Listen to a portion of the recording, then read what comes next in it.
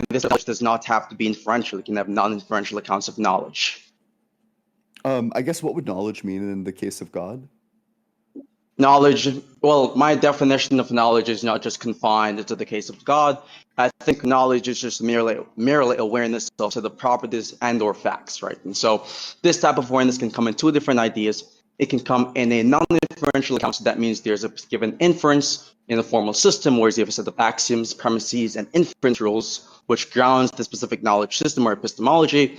And it can have a non-inferential account of knowledge, where it is not based on inferences, and you could say transcends the concept of formal system.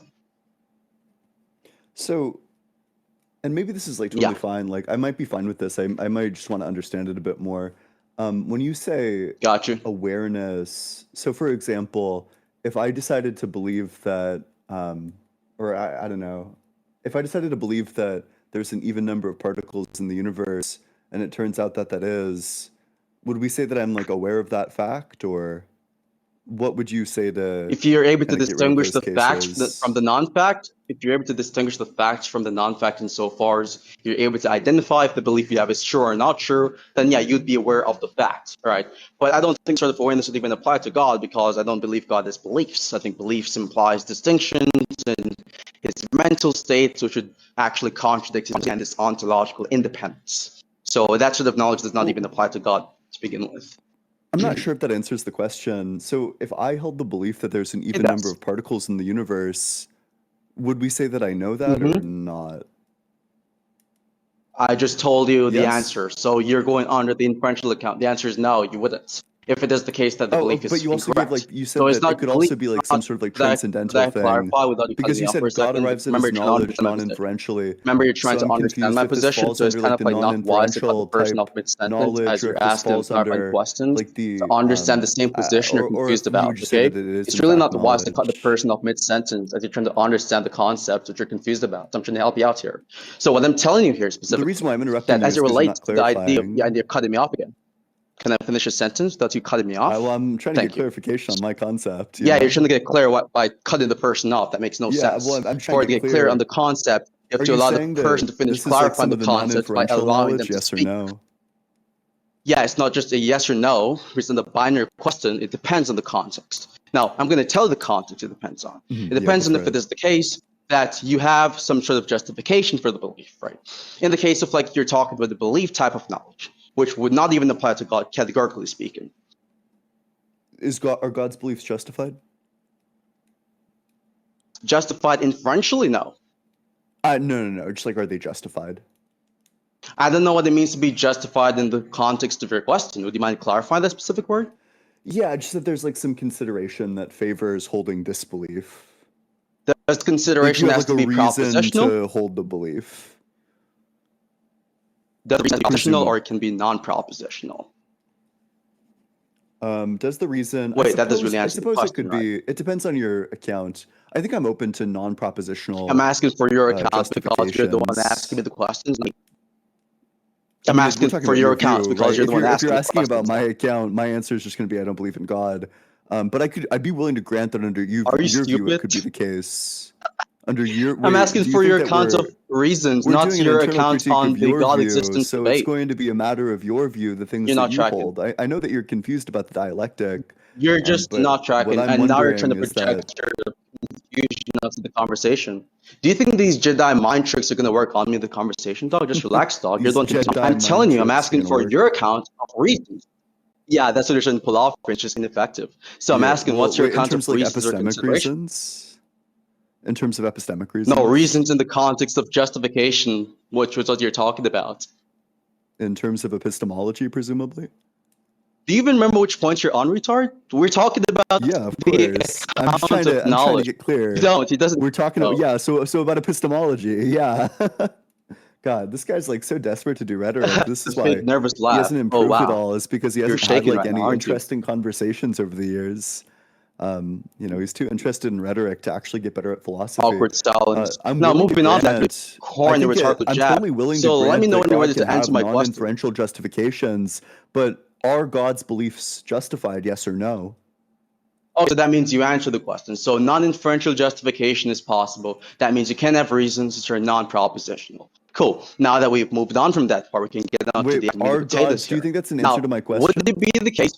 Look at you running away. This is an answer to my, so this is just going to be dodge number one. Let's get try number two.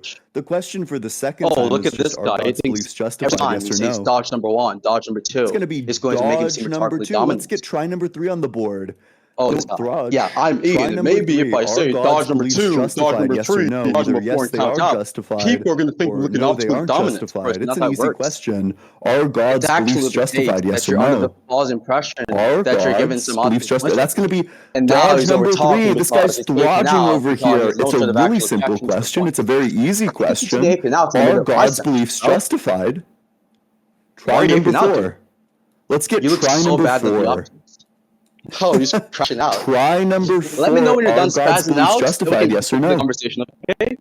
Yes or no? Let me know spazzing out, then we can continue the conversation. Dodge number four. Let's get try number five. He's still aping out. The question's very easy. We're gonna have to give him like 15 minutes, are God's beliefs justified? Yes or no? Yes. How many more minutes do you have to give you for the stop aping out mid-sentence?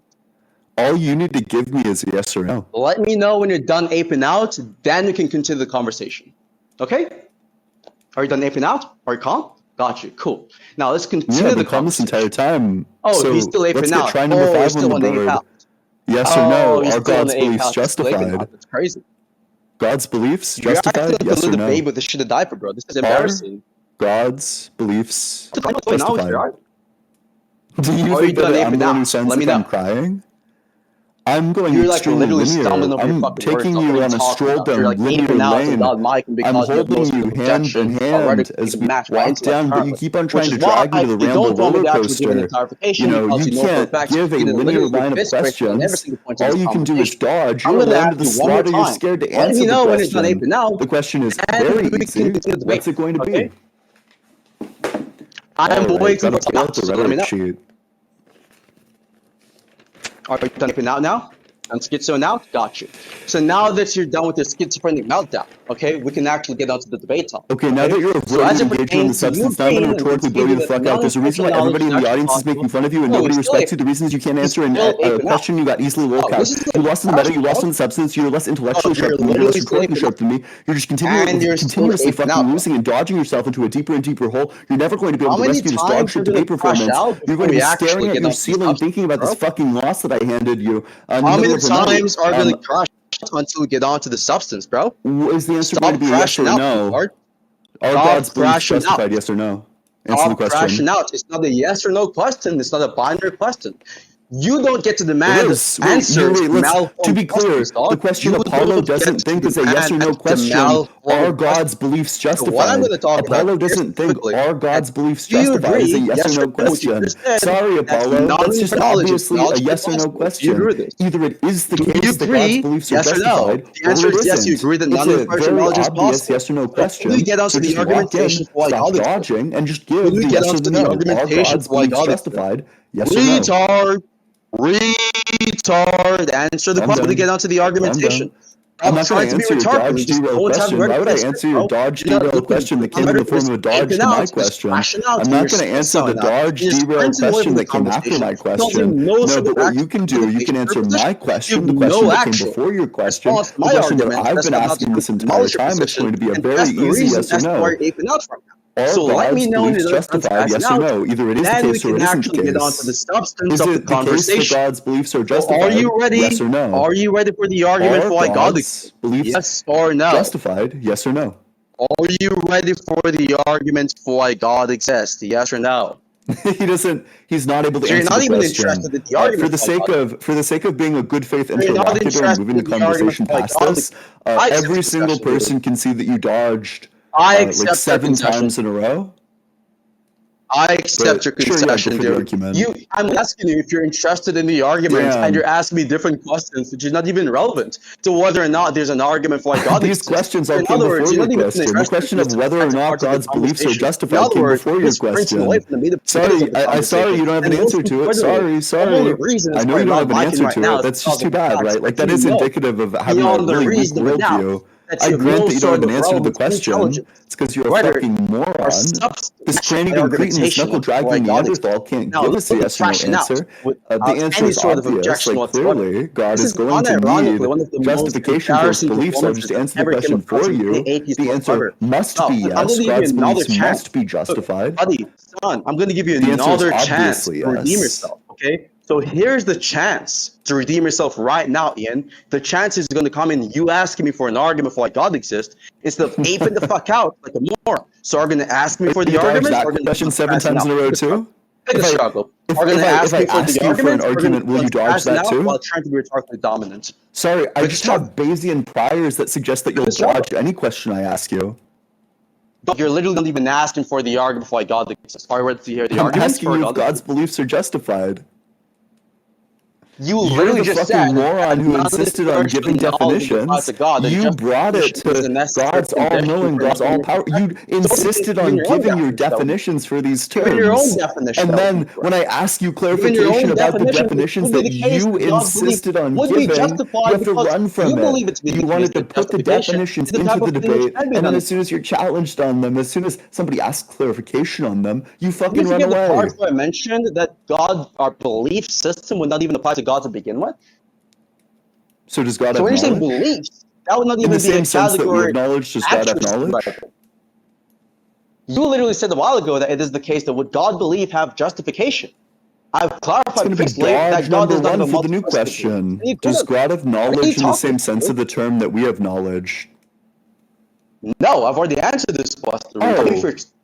Conversation. Wait, so what's the difference between our knowledge and God's knowledge? Understood that I've already answered the question, dude. Why would we call both of these things knowledge? Why would we? Is it the case that you're implying, making some normative claim that we should consider this to be knowledge, dog? Yeah, if what you mean by knowledge is just something that's unlike anything that we have, if it's like some mental state that's just completely disanalogous that we have no fucking clue about, and you agreed on this it's a pretty weird usage of the term. This definition is conceptually open to non-inferential knowledge. So you already conceded that knowledge is going to be You would say God does not know 2 + 2 is 4 in the same sense that we know 2 + 2 is 4? Do you understand that you've already conceded the same point that you're arguing right now? Can't answer any questions. You agreed with the possibility of non-inferential knowledge. Someone factory reset him. You literally agreed with the possibility of non-inferential knowledge. Apollo lives by his amygdala. He's just like constantly scared, running away from the question. All he can do is flee from question. You literally agreed with my definition of knowledge, which allows for the possibility of a being without a belief system to still have knowledge. So you've already conceded that knowledge would be applicable even towards a being without a belief system. Given your own concessions, dog, you're retarded. Maybe if you did not agree with my definition, you'd not be this double bind.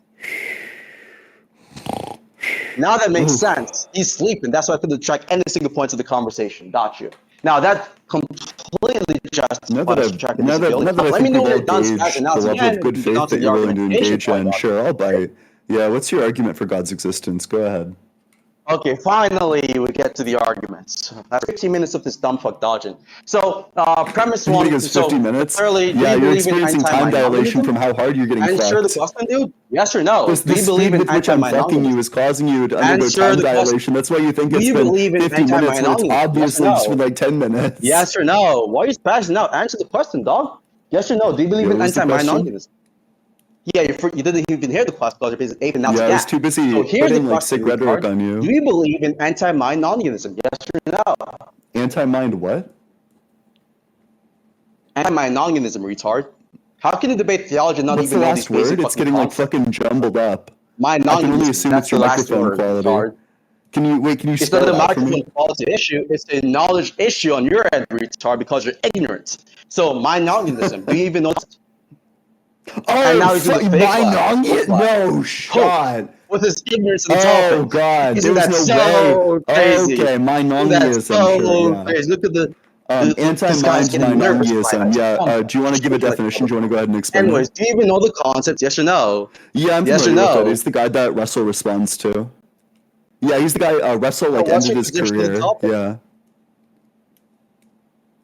What's your position on the view, I should say? Prima facie, I'm anti. You're not sure if you're anti. Got you. So you're just agnostic on whether or not. No, prima facie, I'm anti. I don't have like a fully developed opinion on it, but it sounds very implausible. Wait, is there in the Meinongian realm? Is there an Apollo who's making good arguments? That was so funny, dude. What a great counter argument. Now, again, do you understand how you agreeing that anti-Meinongianism entails that God exists? Would the argument just be that something with the set of all properties exists? Or not the set of all properties, but the set of properties that God has? For anything that is a thing, it would exist. Either mind-dependently or mind-independent. That's exactly what I just said. Yeah, there would be a thing that has God's properties within that realm. Yeah. Some sort of like property realist to believe in anti-Meinongianism. So your question was irrelevant fundamentally. Sure. But with that, are you asking? Yeah, the idea is simply anti-Meinongianism. Is that what it's called? Given the fact, the definition of what God is, it would be the case that God could not be a mind-dependent being, and so it would have to be mind-independent, and so God exists. So the debate's finished. You lost. What's going to be the argument for anti-Meinongianism? You just said you agreed to the position. Of course I don't agree to the position. What the fuck? You literally said the opposite a while ago. No. Yes, you did. You literally said the position is like really stupid. I don't grant that all object, like an object that has every combination of properties exists. I don't grant that. Oh, really? So I'm going to ask you this question. Do you think minds exist? Yeah. And you think thoughts exist, right? Ideas, feelings, all these things, right? Okay, got you. And so, do you agree that for anything X, it's either mind-dependent or mind-independent? Do you agree with this proposition? This is the LEM, right? No, that doesn't follow from LEM. LEM would be either something is mind-dependent or something is not mind-dependent. Not it's either mind-dependent or mind-independent. That doesn't follow from LEM. Yeah, could you tell me how it is the case that it doesn't follow? I don't need to tell you. You need to give a valid inference. It is mind-independent? Do you have a valid argument, yes or no? Now you're just dodging my question. So could you tell me how it does not follow? It's not my burden to tell you something that falls into this category. Why are you running from my questions, dog? It's not my burden. How is it the case that it's your burden to give a valid argument. It's not my burden to fix your valid or your shitty invalid argument. You made the claim that it does not follow, so you have the burden currently to prove that claim. So prove that claim. No, I don't. It's your burden to demonstrate the truth of your position. You made the claim it does not follow. This guy's confused about basic dialectics. You made the claim it does not follow. That every single possible combination of properties exists as an object, then that becomes your burden. It's now your burden to demonstrate that that's true. So prove that claim. It's your burden to prove this argument. Prove that claim. Why would I?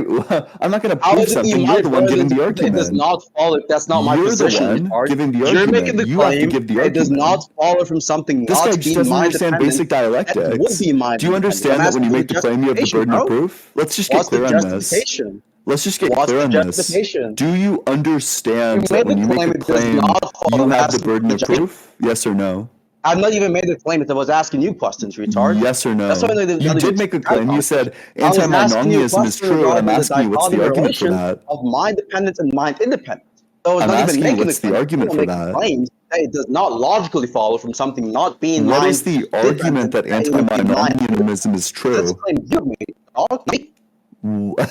made. Which claim did I make? Prove your claim. Which claim? The claim that not logically follow from something not being mind-dependent, that it is mind-independent. How many times do you have to refresh your pea-sized brain, retard? Well, I didn't make that claim. The only claim that I made is that what you gave is not an example of the law of excluded middle. Hey. Prove and the I claim. know Stop you haven't taken a basic logic class, so you don't know the first thing about logic. But the law of excluded middle states that either P is true or not P is true. That's the law of excluded middle. But I grant, right, you're probably confused about the law of excluded middle because you don't know the first thing about logic. Saying that something is either mind-independent or mind-dependent is not an example of the law of excluded middle. The law of excluded middle is either P or not P. Mind-dependent, the mind-independent is not the not P of mind-dependent. Okay, so you mind-dependent is not mind-dependent. You have no justification for this claim. So you concede that you can't give an argument. That proposition. Do you want to go ahead and give the argument for your position, yes or no? Concede at that point because do you want to go ahead and give an argument for your position, yes or no? All right, let's Look just at this take it on guy linear running away from lane. giving an argument for his claim. Do you have an argument that establishes the truth of the claim that you're making of anti-Minomianism, yes or no? Give the argument. I am the one It's asking try the number questions right one. now. Let's get try number one on the board. You have the argument. Do you have an You have argument the for argument. anti-Minomianism, You yes have or the no? argument. I'm It's waiting gonna be for the dodge number argument. one. Let's get try number two. Do you have the argument for Why are you dodging? anti-Minomianism, This guy's playing yes or no? dodgeball. Try number He's two. actually proven claim. That's It's crazy, gonna be bro. dodge number two. Let's get try number three on the board. Do you have the Let's argument try for again. anti-Minomianism, yes or no? Isn't that so It's gonna be ironic? dodge number three. Let's get try number four. We just got this guy to thrudge. Let's get try number four on the board. Do you have an argument that establishes anti-Minomianism, yes or no? We're waiting, Ian. We're still waiting It's for gonna the be evidence. dodge number four. Let's get try number five on the board. Do you have an argument that establishes anti-Minomianism, yes or no? Give the evidence. It's going to be dodge number five. Let's get try number six on the board. Do you have an argument that establishes anti-Minomianism, yes or no? Give the evidence for waiting. It's going to be dodge number six. Let's get try number seven. Do you have an argument that establishes the truth of anti-Minomianism, yes or no? Look at me, guys. My name is Ian, and I'm saying try number eight. It's going to be dodge number eight. Let's get try number nine. Do you have an argument which establishes the truth of anti-Minomianism, yes or no? Give the justification. It's going to be dodge number 9. Let's get try number 10. Do you have an argument which establishes the truth of anti-Minomianism, yes or no? You made the claim it does not follow from something not being dodge number 10. Let's get try number 11. Do you have an argument which establishes the truth of anti-Minomianism, yes or no? Give the evidence. It's going to be dodge number 11. Let's get try number 12 on the board. It's going to be dodge number... This guy's a lambda slaughter. He's terrified to answer. 12 times in a row, dog. You not feel like, I don't know, like corn dogs about that shit, bro? Just give the justification. You coward, you brain dead imbecile, you're axiomatically and fundamentally incapable of engaging in a good faith conversation. You're getting blown the fuck out, you're getting drowned the fuck out. Nobody thinks you look good right now because you're a cretin. Shut the fuck up, I'm ripping, I'm dipping, I'm dapping, I'm slipping, I'm slapping, I'm whipping, I'm whopping on your bitch ass. Nobody's listening to your dumb fuck rebuttal, I'm drowning you the fuck out. Every single person in the audience isn't focused on what you're saying, nobody gives a fuck, shut the fuck up. Literally, the chat is looking on your freaking rhetorical jabs and it's like you're corny as shit, bro. Like you're reading off a script, bro. You're reading off a script. You don't even have the right to challenge me like that. That's why you have to go into the script. Do you think this answers the question? Bro. You have your own lines typed down or written down in a page book, reading off that shit because of no actual rhetorical ability to press anyone in these sort of pages, bro. You're just outmatched completely on the rhetoric, on the substance, and on overall dialectical performance. And that's the reason as why you're literally getting destroyed and bitched in this conversation. I'm slapping the living shit out of you, dog. It's actually crazy. You're going to get punched up in this conversation. And that's the reason as to why you're resorting to these corny-ass rhetorical jabs instead of proving the very same claim you made in this conversation. So I'm going to ask you again. You made the claim. Are you listening, retard? You made the claim. You subhuman filth. You made the claim that it does not logically follow. I'm still waiting for the justification. Come on, bitch boy. Are you of the opinion that this answers the question? Waiting for the justification, Ian. Stop dodging. Come on. That this answers the question? Are you shaking so much, dog? You're panicking right now. I can hear you having a meltdown behind your screen right now. You're having an anxiety attack because you're getting rhetorically pressed. Do you think this answers the question, yes or no? I'm going to ask you one more time, Ian. Give the justification. I think you owe both me and the audience. Which premise would you like justification for? You owe both me and the audience justification for your claim. Sorry, which claim did I make? Give the justification. Give the justification. I don't even know what claim I made at this point. Which one was it? Why are you crying so much, bro? Like, I'm not even being that mean to you, bro. I'm not even being that mean. I think it's funny at this point. I'm not even trying to be mean to you, bro. And you're just feeling this bad already. You're whining like a bitch boy. Bro, I'm not even like pulling out all of my rhetorical. Apollo's being mean to me. Oh, no. Crazy, bro. Look, just give the evidence. Just give the evidence. Gosh. You're not even being that mean. Golly, you're whining with the bitch, bro. You're acting like a whining with the schoolgirl, bro. This is disgusting. Why are you being like a white schoolgirl? Just give the evidence, bro. Just give the evidence, bro. What's going on? Yeah, sure. The evidence is going to be that if your argument is true, that it's going to follow that Islam is true, but Islam is false. Therefore, your argument is false. So first and foremost, falsehood is not a property of arguments, but individual propositions. So that's the first blunder. Secondly, you forgot, even forgot the question I was asking you. So first and foremost, I was asking for the justification for what you believe it is a false dichotomy. Yeah, that's the justification. Yeah, if your argument is true, then Islam would be true, but Islam is false, therefore the argument is not sound. If your argument is sound, then Islam would be true. Islam is false, therefore the argument isn't sound. The properties of individual propositions. Wait, which premise of that? So, which premise of that are you going to reject? Premise 1 or premise 2? I'm going to ask you again, one more time. You made the claim, it's a false dichotomy to the claim. He's someone to sure as he's literally running away from that. This is your cornball. Look at this cornball. Look at this cornball. Oh shit, look at this token. Do you reject premise 1 or premise 2, or are you still dodging? This guy's like rambling. He has like infinite stamina to just not shut the fuck up. He just keeps on going. Do you reject premise 1 or premise 2 of the argument? Which one do you reject? Do you reject premise 1 or premise 2? Still waiting, brother. Is that premise 1 or premise 2? I'm waiting for the. I haven't even given an argument yet. What are you talking about? So I know you're lost in the conversation. Then you acknowledge that you haven't fulfilled your dialectical burdens of proving that God exists? I haven't even given ordered premises or a formalized argument. Wait, then you acknowledge that you haven't fulfilled your dialectical burden of proving that God exists? Yes? Right now, bro. This guy just conceded that he can't prove that God exists, so that he hasn't given an argument. He said, let me give you my argument, and then he didn't give the argument. He literally just conceded that he hasn't been giving an argument this entire time. The conversation is not agreeing that they cannot prove the wait, whose burden is it to prove God exists, mine or yours? You're not going to answer it right because you're just rambling. You're just schizo rambling nonstop.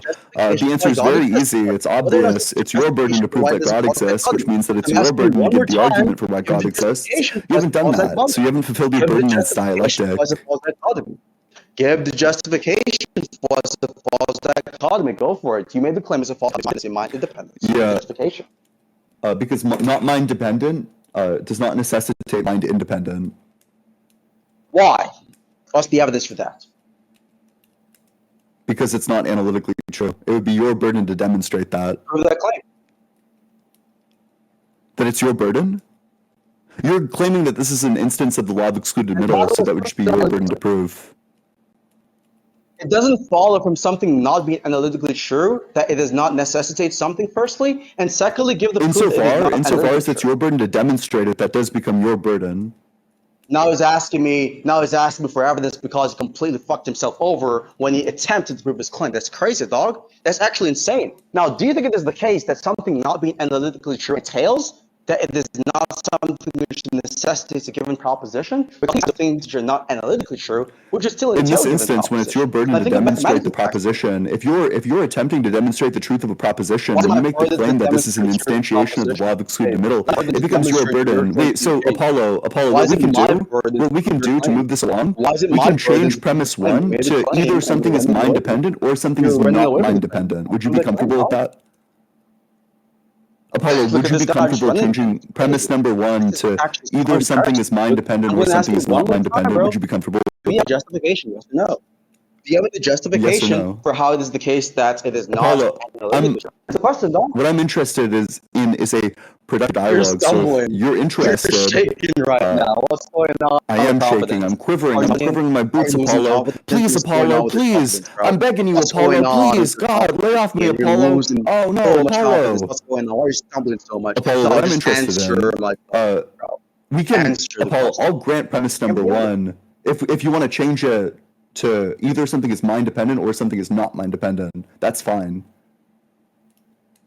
So it is the case that you believe that something which is not mind dependent is not identical to being mind independent, correct? Something that's not mind dependent is not identical to what? It being mind independent. If something is not mind dependent, then it's mind independent. No, I'm asking you, you believe this. If you want to demonstrate that, you're welcome to. Hold on, just relax. Calm down, Chimp Chomp. Calm down, G. What I'm telling you here is, it seems to be the case that you believe that something which is not mind dependent is not fully identical to something being mind independent, correct? I'm agnostic to it. Correct? You're agnostic on whether or not it is the case. Would you say that given the current knowledge you have, there's no available distinction between something which is mind independent and something not being mind dependent, given your available knowledge? Yeah, I'd say that. And would you agree? And would you agree there's more expected under the hypothesis that there's no distinction features, that it would be the case that given your current knowledge, you would not even observe any distinction features, right? Yeah, I'd agree with that too. Yeah. So that means it's evidence for the claim that there are no distinguishing features. There you go. So that means they're identical. That was an easy conception. Yeah, it doesn't deductively demonstrate it, but I'm fine with that, sure. Yeah, so you agree now that it is a true dichotomy because the evidence favors it in a true dichotomy, right? Sure, yeah. In terms of an evidentiary claim, I'm fine with that, yeah. Just to make it clear, guys, because you denied this claim originally. So if it is the case that God is mind-dependent, then it would be the case that would entail a contradiction, a logical contradiction. Do you want to know the logical contradiction of objects are mind-dependent? Sure, go for it, yeah. Hello? Okay, do you remember the parts of the conversation when I defined God as omnipotent and omniscient, and you agreed with my definition? We just both shook hands on the definition. I didn't agree with your definition. You dodged. You granted my definition. You said this world operates under your definition of God. Yes, you did. This on the record. We can roll back the clip, by the way. You dodged the question about whether or not God has justification for his beliefs like 15 times in a row. I gave you my definition of God. No. You're not going to be dishonest, retard. Yeah. Dishonest scumbag. I rejected the definition. You dishonest rodent. You slime little rodent. You literally wouldn't wait. So Apollo, I'm willing to grant the definition if you answer this one basic question. Do you want to? Are you ready to answer the question as to whether or not God's beliefs are justified? Do you want to answer that question? I granted the definition in order to move away from the agreement you made because we realized you fucked up, and it would basically entail the position that God exists. No, you literally wouldn't answer the question. Your question is not even relevant to the current point, so why should I even answer it, retard? Because you didn't answer it ever. That does not even establish the relevance of the question, retard. So the reason why the question is relevant is that in order for me to answer, in order for me to grant the definition, I need to understand them. I feel like I don't understand the question or the definitions insofar as you literally haven't clarified them. There's no proof the question was even relevant, dog. Yeah, it was. I'm asking if God's beliefs are justified. How was it relevant to the point you're on currently? Yeah, because I'm trying to figure out whether or not God has justifications for his beliefs in terms of understanding what it means for God to be all-knowing. No, we have to move past this point. You literally said that non-inferential knowledge is possible. Wait, you never answered it. So was the answer yes or no? Are his beliefs justified? I actually did. I said, given the kind of justification you mentioned. Was the answer yes or was the answer no? It is actually the case. Just shut up for a second, retard. So there are two responses I've given. The first response is given your kind of justification, which concedes to the logical and theoretical possibility of non-inferential knowledge. It is the case that God can have reasons or considerations or justification for his beliefs. The other one is correct in the beliefs aspect. What would the non-inferential justification be? Second response is me clarifying the idea that technically speaking, God does not What gives God's beliefs non-inferential justification? He's not a... Excuse me? But what is the source of non-inferential justification? What's the source of non-inferential justification? What relevancy does this have to whether or not God exists? Because I'm trying to figure out what it means for God to know something. You're saying that God has non-inferential justification for his beliefs. What kind of non-inferential justification does God have? I don't have to know the type of non-inferential knowledge to even agree that there is in fact a possibility. Then I don't grant the definition. You've already agreed on the idea that non-inferential knowledge is possible. No, I didn't. So you already understand the definition of face value. Wait, but I don't grant that God has non-inferential knowledge. I can establish why God has non-inferential knowledge later on in this conversation. Yeah, go for it. Yeah, go ahead and establish that God is non-inferential. So I'm writing down the conclusion. God is non-inferential knowledge. What are the premises? What are the premises? It's not his argument. Nice try, though. Oh, do you take this to be a logical conclusion that you hold? A logical conclusion? Like you mean if the argument is logically sound or if the conclusion is correct? Yeah, is the logic... Yeah, I take it to be the case the argument is sound. I can actually give a modus ponens argument why this is the case. I can actually give a modus ponens argument why this is the case that God has non-inferential knowledge. However, right, you're derailing from the argument. Wait, let's do that. Yeah, wait, let's hear it. No. Do you want to go ahead and the argument for why God has non-inferential knowledge? No, we're not going to fall for that, retard. Remember, we were on the point on whether or not it sounds like you actually can't give the argument at all. From God being mind-dependent. You said that you could give the argument. Are you going to give the argument yes or no? Because you know for a fact that you're getting completely bullied in the previous point. So we can focus. You said that you could give a justification for it. Are you now taking that back? Did you say something fucking stupid and indefensible and now you need to walk it back? And afterwards, we can talk about this. You said that you could give the argument. Are you going to give the argument? We're going to go in order. Okay, so the first point. I'm just going to wait. Apollo, what we're going to do, you said that you can demonstrate that God is non-inferential knowledge. Go ahead and demonstrate the thing that you said that you were going to demonstrate. Maybe you didn't think that I would ask you to demonstrate it, but I am going to ask you to demonstrate it. Go ahead and demonstrate that God is non-inferential knowledge, the exact thing that you said you were going to be able to demonstrate. Apollo, are you going to be able to demonstrate that, yes or no? We can talk about it afterwards. Dog, why are you wait, because I don't grant the definition unless you answer this. Completely clapped upon that point, and you're trying to move away from the claim regarding whether or not it's contradiction, and God actually have it. I'm not going to grant the definition unless you answer this. You're moving away. The original point was us talking about whether or not God would exist mind-dependently or mind-independently. After you agreeing that it's a true dichotomy, let's focus on that point first, then afterwards we can talk about the nature of God's knowledge. Let's go in chronological order. I totally agree that God exists mind-dependently, yeah. We were on before we tried to... go ahead and establish that God exists without omniscience, because I don't grant that God is omniscient under the definition that you've given. Why are you so scared of the original point? Why are you so scared of the original point? Let's focus on the original. Never clarified your definitions. I'm not going to grant the definitions that you never clarified. From God existing as a mind-dependent object. I'm not going to grant the definitions that you never clarified. You're literally running away from the original point because you literally ran 15 times in a row, so I'm not going to grant your definitions. If you want, I will grant your definitions, Apollo, if you clarify them. If you can give me the argument for how God is non-inferential knowledge, then I will accept that, and I'll grant your definition, but until you give the argument for why God is non-inferential knowledge, I'm not going to grant that. About the definitions and the semantical shit on knowledge. This guy is such a meta-rambler. Do you have an argument for why God is non-inferential knowledge, yes or no? In your dishonest semantic word game. Yes or no? Do you have an argument for why God is non-inferential knowledge? We are interested in the justification. Yes you're running away from or no? I'm not interested in this. I'm not going to grant that your definitions are true. Whether or not God would exist as a mind-dependent object or I'm not going to grant the definitions unless you can answer the question. Or do you want to keep on running away? Which one is it?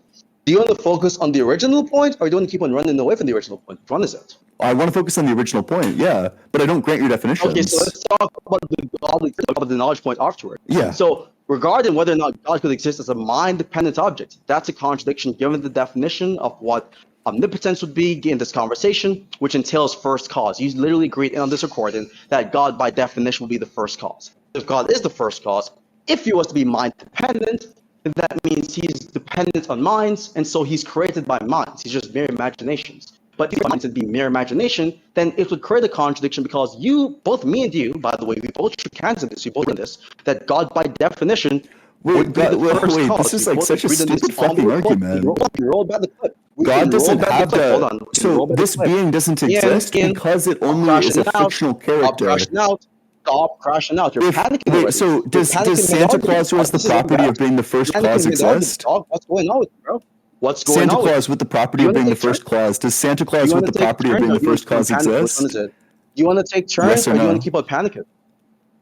Why are you asking me yes, no question? He literally won't be able to answer this question. He's going to dodge this question for the rest of the debate. I'm going to write it down and I'm just going to keep on asking it. Bro.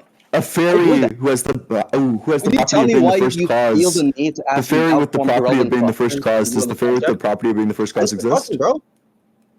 The fairy with the property of being first cause. You're literally running away from actually addressing the arguments right now. This is embarrassing, bro. Does the fairy with the property of being the first cause exist? Yes or no? Try number one. We both agreed. Dodge number one. Let's get try number two. The fairy with the property of being the first cause. Does the fairy with the property of being the first cause exist? Dodge number two. Let's get try number three. The fairy with the property of being the first cause. Does the fairy with the property of being the first cause exist? Yes or no? You understand? You literally can't answer. How can I lose the point when you dodged it 3 times in a row? In fact, it seems like it's a really good point insofar as you can't answer it. What you can do about this is dodge it. Does the fairy with the property of being the first cause exist? Yes or no? And that's why running away from the actual points. Does the fairy with the property of being the first cause exist? Yes or no? Excuse me? He didn't hear the question because he was too busy rambling. A fairy with the property of being the first cause. Does a fairy with the property of being the first cause exist? By your definition, God would have to cause. Do you think that's the question? I think it answered the question. What do you think the question was? The question was being answered the question. It didn't answer the question. What do you think What my do you think the response question was? Why do you keep on going on these irrelevant rabbit holes? This guy has no fucking clue. You have no clue what my argument is. So I'll tell you what your response was. Because you know for a fact you didn't pull it. Address the argument. Your response to the question that you didn't answer was that God has the property, that God is the first cause, but that doesn't answer the question. The question was very simple. The question was just, does a fairy with the property of being the first cause exist?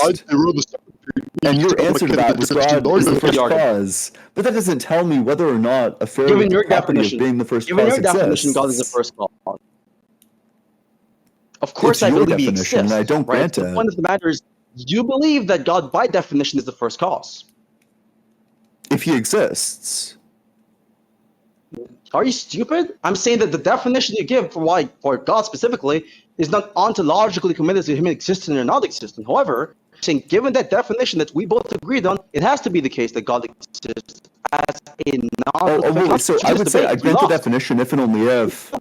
I grant that God's the first cause if he exists. Now you're changing the agreement, so you just lost the debate. So you have to have a new debate now. You have to restart the debate because the original agreement was that you agreed that God is the first cause. Like a fictional property, right? Like I'm fine ascribing God the property of a mind that created the universe if this entity exists. When I say that God doesn't exist, I'm saying that this mind that is the first cause does not exist. That there is not a mind with the omni properties that is the first cause. So now you're changing the agreement from yes, I'm God saying by that definition is the first that's cause. literally just a negative position.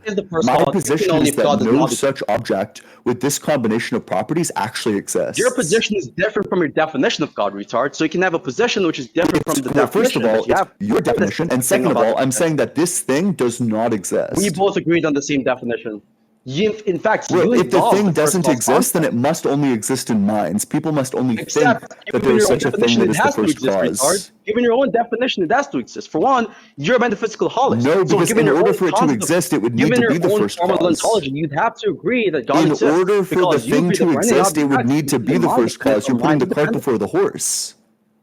Do you know metaphysical holism is and how you agree, by the way, which entails that God exists? Sorry, yeah, spell that out. Do you understand that you agree with metaphysical holism, which basically entails that God would trivially exist? Given your own view, trivially exist. Yeah, because remember, you agreed that it is the case that there's a true dichotomy. Yeah, you're an anti-monogamist, right? You agreed to this position. Remember, I actually trapped you into agreeing to the position after you got punched up badly on the point, right? Then you agree that it's a true dichotomy, that something is either mind-dependent or mind-independent, which entails that God exists, because God is the thing. So he has to exist as either one of these categories. And if he exists as a mind-dependent object, then there's a logical contradiction. That's analytically false. So he has to be mind-dependent because God is the first cause. So people, there isn't a contradiction because people think that this thing exists, but it doesn't actually exist. You are in reality, it's not the actual first cause. People are of the belief that God is the first cause, but it isn't actually the first cause. There's no contradiction in God existing as a mind-dependent object. Yeah, you see, dude, you're just completely the contradiction is with people who think God exists. Wait, what would be the contradiction with holding that God exists in the mind of people as like a fictional character? They think he's the first cause, but he isn't actually. He doesn't exist. What would be the contradiction there? Holy yap. My God, if you think that address anything, then you're delusional. He's not going to spell the contradiction. Let's get back to the point, though. We both agree that God, by definition, is the first cause. We both either exist or does not exist. Yeah, and we also both agree that for anything else, you're mind-dependent or mind-dependent. So if we both agree, which we did initially in this conversation, that God is the first cause by definition, just like by definition, a bachelor is an unmarried man, then there would be a contradiction in God being a mind-dependent object, just like how there would be a contradiction in the bachelor being retard. So given your own definition, it's logically contradicts with fictional objects. Therefore, he has to be non-fictional. Therefore, God exists. GG's, you're lost. The people believe that he's the first cause. The people believe that he's the first cause. Wrapped. You're done. You are but he isn't actually the first cause. What are you doing? This entity doesn't exist. The entity doesn't actually exist. he exists in the minds of people as a fictional character. As logic, you have to say that the fairy with the property of being the first cause exists. Repeatedly claiming that he does not exist does not contradict the concessions so the problem with this, we can do a companions and guilt style argument for this. Repeatedly claiming that he does not exist. If your argument is sound, that would entail that the fairy who has the property of being the first cause also exists. Oh, you've already lost. What are you talking about? No. You think that the fairy with the property of being the first cause exists? Do you think you're addressing my arguments right now, genuinely? Yes or no? Yes or no? Yes, it is. It literally is. If your argument is sound, then the fairy with the property of being the...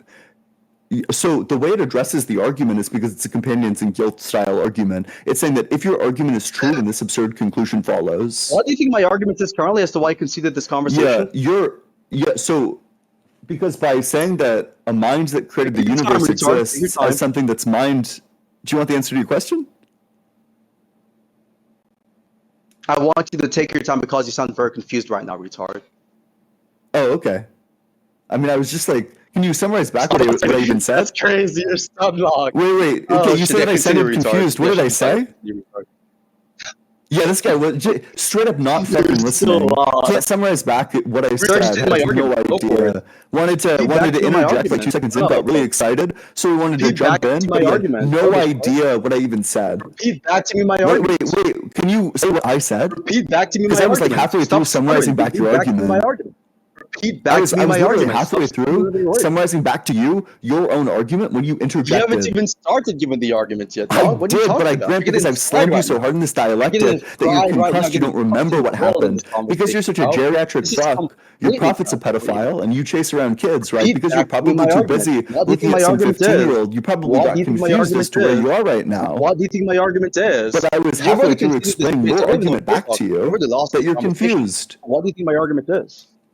Yeah, your argument is that if God by definition is a mind that created the universe, or has the property of being the first cause, that means that he can't exist as a mind-dependent being. But that's only true if you think that it is the case that God is the first cause. Is incorrect. The antecedent of the conditional sentence there is incorrect. The conditional sentence there is not that if God by definition is a mind that created the universe, but if God by definition is a first cause, which you agreed on, then it would be the case that God could not be a mind-dependent object because that entails him being created by a mind despite him the first cause. It would entail him not being created by anything. That's the contradiction given your own definition. So given your own definition, God could not be an imagination because God is the first cause given your own definition. So God would have to be a non-imagination. If this argument is sound, then that means that the fairy who has the property of being the first cause would also exist. That thing doesn't exist, therefore your argument isn't sound. No, what you're doing there is basically using a different term to talk about the same concept. So I think, given that specific definition... Wait, so you think that a fairy who is the first cause exists? Stop talking, relax, retard. Santa Claus who's the first cause. Does Santa Claus who's the first cause exist?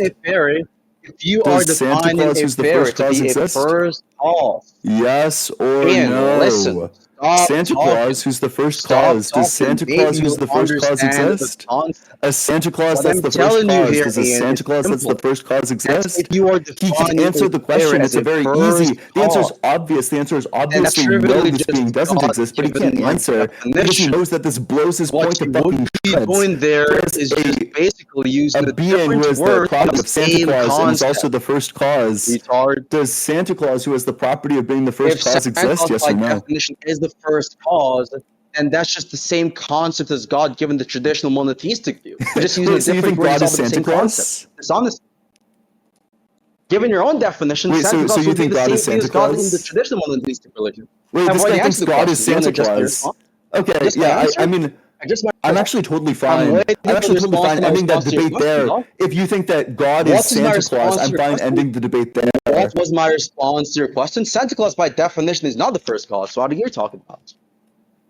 Wait, do you think definitions are propositional? By definition would not be God because Santa Claus, by definition, is not the first cause. You have the opinion that definitions are propositional? Santa Claus, by definition, is not the first cause. This guy thinks definitions are propositional. Who told you that I think the definitions are propositional? Because you're saying that there's a true or false definition for Santa Claus. I never said there's a false definition. I said by definition he's not the first cause. And is that true?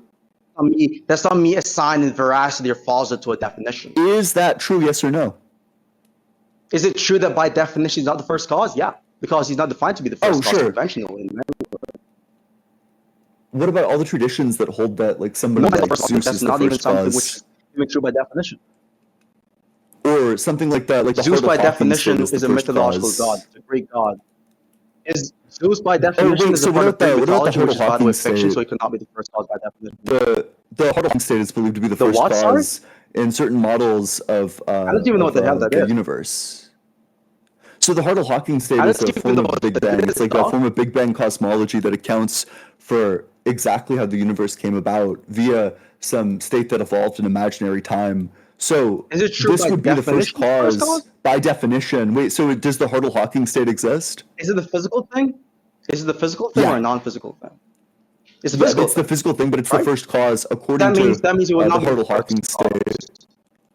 It would not be the first cause, because it is the case that a physical thing, for anything to be physical, is going to be dependent on some sort of physical functionality or some spatio-temporal coordinates for it to even exist. So there's some sort of things it depends on for its own existence. So I think physical things, given the conventional definition of physical things in physics and so forth, could not be the first cause. Oh wait, that's just false. Do you think that the wave function as a mathematical object is temporal or atemporal? I think the wave function has parts. Given your own view, it's temporal. Do you think that's an answer to my question? I think it is something which addresses the major point of the conversation, which your question is not even about currently. So your question is irrelevant. My answer is not. I'm demonstrating that what you said is stupid as fuck. Like you just said something that's like straight false. Asking someone the question not demonstrating the claim to be correct.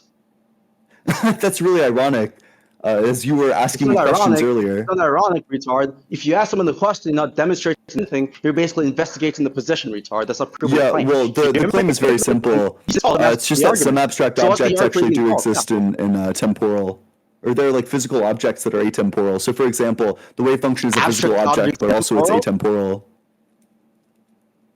The wave function is a physical object that is atemporal. Okay, so when you say something is atemporal, what's your definition of atemporal? Light is a physical object that's atemporal. What's your definition of atemporal? Just outside of time. What's your definition of atemporal? Outside of time. Outside of time. And you're telling me the wave function exists outside of time. Yeah. And what do you think are the properties of things which exist outside of time? Do you think there's something which exists or what? Hello? The things that are outside of time have the property of not having past or future states. What the hell is that background? I'm asking you for, sorry, so there's some background in my, that's crazy. I was asking you what are necessary and the sufficient conditions for something to exist outside of time. Just that it doesn't have past or future states, that it exists but without past or future states. Oh, really? And you're telling me that the wave function does not have these properties, correct? No, it does. So it does have the properties of temporal. It has the property of not having past or future states. So no, the opposite. So in other words, do you believe it is necessarily true that the wave function does have these properties, or that it is probably true? The wave function does have the properties of not having past or future states. I'm asking you if you believe that specific proposition to be a necessary fact or a probabilistic fact. I think that's a necessary fact. Okay, so what's the logical contradiction in the wave function not having these properties? I'll give you the argument, and then the rejection of that would just be the contradiction. Wait, I just want the contradiction, though. You're saying this is necessarily true, and so obviously there has to be a contradiction entailed, right? So what's the contradiction? Okay, sure. If it's the case that the wave function P and L, give me the proposition and then negation. If it's the case that the wave function has states, you're stumbling. Not an abstract. Oh, so then the wave function will both be an abstract object and not an abstract object. Okay, so why is it the case that it is entailed from the given proposition of investigating that the wave function would be an abstract object? Because it's a Hilbert space, it's a vector in Hilbert space, both of which are abstract objects. You understand that Hilbert space is just a mere theory of, you could say, Sean Carroll's theory, right, in quantum mechanics. It's not even something which is Hilbert space corroborated is in quantum real. mechanics. How do you prove the Hilbert space is corroborated beyond a reasonable doubt? Or is just something which is theoretically deduced based off some sort of inferences which are not conclusively proven within physics? Yeah, the Hilbert space is indispensable for all of our best theories of quantum mechanics. You can create like the Bayesian case for it. Excuse me, sorry? You can create a Bayesian case Hello? for the like the indispensability of the Hilbert space. Indispensable. So you're saying it's indispensable so far as it is necessary for the Hilbert space to exist? Or what, the universe to exist? Just that quantum mechanics. So our most verified scientific theory, quantum mechanics, is literally incomprehensible absent the Hilbert space. It's just the foundation of quantum mechanics, which is our most verified theory. Like the computer you're talking into right now wouldn't work. It depends on the view on quantum mechanics we hold, by the way. There are multiple different theories of quantum mechanics, some of them which don't necessarily hold to the Hilbert space. All the ones that aren't many worlds are stupid. What? Hello? I can't, like, you're bugging out the mind. Hello, can you hear me? This guy is like dog shit Wi-Fi. Okay, so I can hear you. So, repeat your sentence, please. Yeah, all of the ones that aren't many worlds are stupid. So you agree that there are in fact interpretations of quantum mechanics which don't in fact adopt the Hilbert space. So it's not even necessarily. Yeah, they're all wrong. They're all incorrect. Each and every one of them are incorrect. You said it's indispensable. So that's another concession, right? So if you agree, all the other ones are incorrect. Yeah, many worlds is true. It's indispensable for the only logically consistent. Those interpretations of quantum mechanics could be the case. Are those possibilities? No. Why is it logically impossible for those interpretations to be the case? Yeah, because if something interacts with a quantum state, then that thing becomes entangled with a quantum state. The detectors that we use on quantum states become entangled with the quantum states. All the particles that those interact with also become entangled with the quantum states. Therefore, there's branching of the wave function, which necessitates that there is going to be, that the universe just exists within a superposition. How is it the case that the universe exists within a superposition is something which entails... I just explained it to you, but I grant because you're so slammed that you probably concussed. Are you going to actually address my question, or are you going to keep on running away from the question?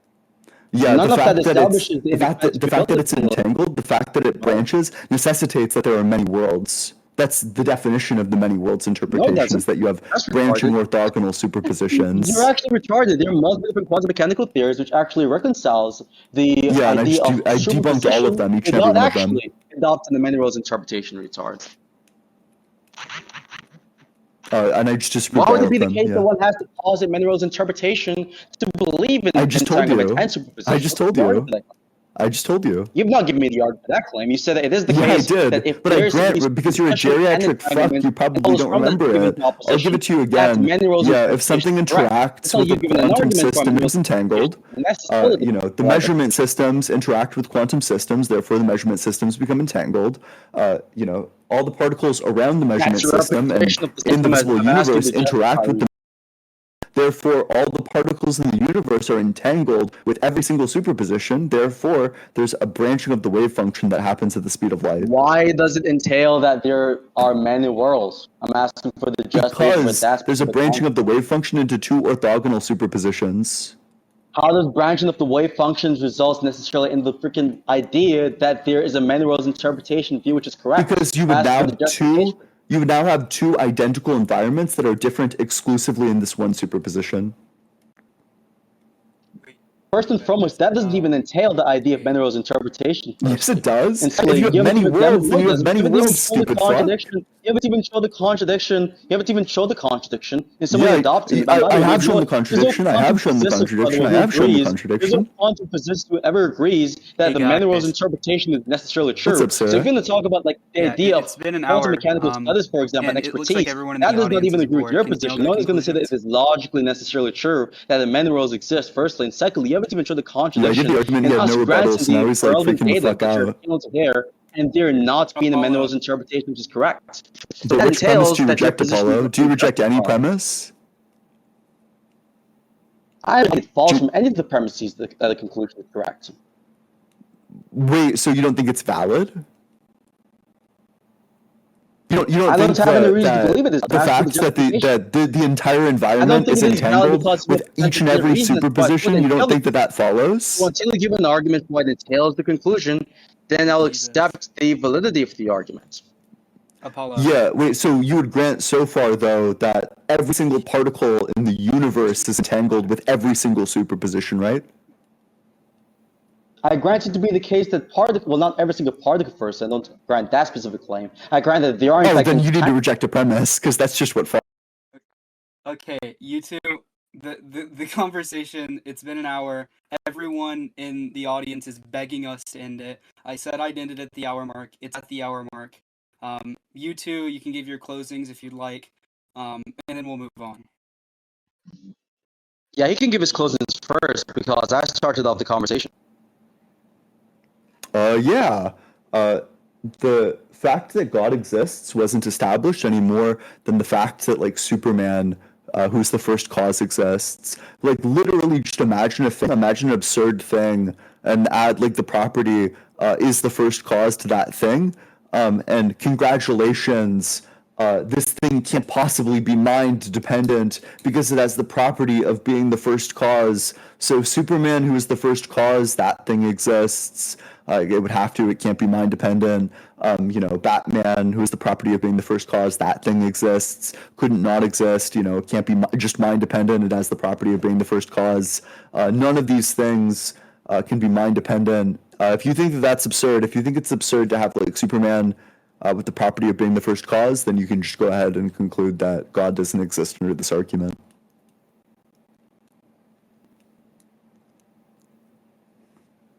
Yeah, so here's my conclusion, basically. So my opponent, Ian over here, who has so much confidence but so little intelligence, has made so many concessions and so many blunders in this conversation. The first blunder was him basically disagreeing with the idea that there is a true dichotomy relation between something which is mind independent and something which is mind dependent. I basically beat him up so badly he had to concede that point. So concession counts number one. Concession count number two was when he agreed initially in the conversation that God, by definition, by his own definition, and by my own definition, is the first cause of all things. He agreed this is true by definition. So then, because he agreed with the dichotomy of something either being mind-dependent or mind-independent, God being the first cause and being mind-dependent entails a contradiction. Right? It is logically impossible